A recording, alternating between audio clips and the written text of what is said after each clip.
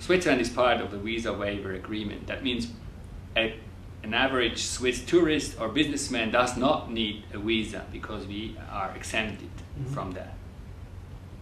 Only if you go to work or to establish yourself, of course, you need a visa. Now, what is in the pipeline is that in the future, everybody who wants to travel to the US, be it a tourist or a businessman, 48 hours before he's traveling has to go online to announce himself.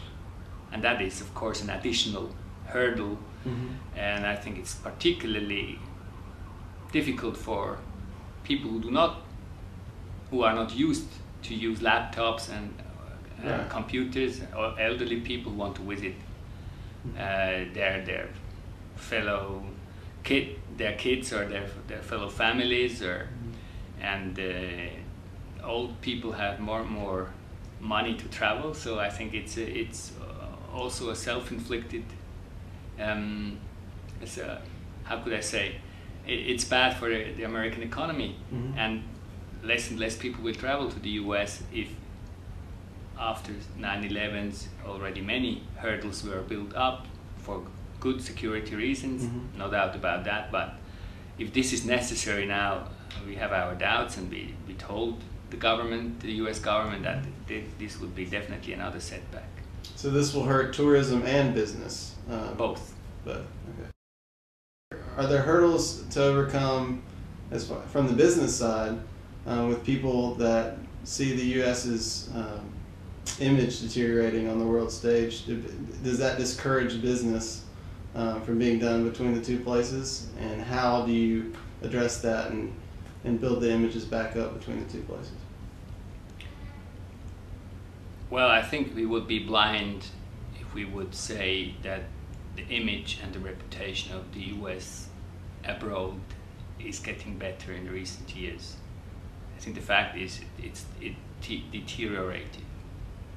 And very often in Europe in general, and in Switzerland in particular, but also in other parts of the world, this has as an effect a growing anti-Americanism, which is quite sometimes of a primitive kind. It says that US equal this and that administration and this and that event somewhere in the world. What I try to do is, and what I encourage my fellow Swiss to do, is to explain back home and with all their contacts they have why the US matters so much for us. Economically, I explained you before how important the US is, so I don't have to go. But also, we have a lot of common values. We have almost the same constitution.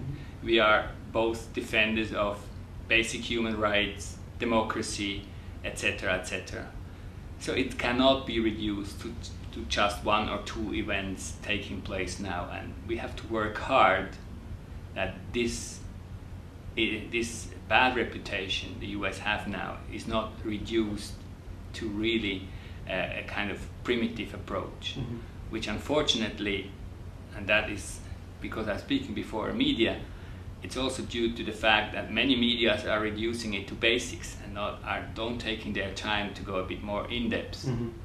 I mean, the US and Switzerland have for such a long time excellent relations. We call each other even the sister republics because we have almost the same constitution as yours. You took over our federalist system.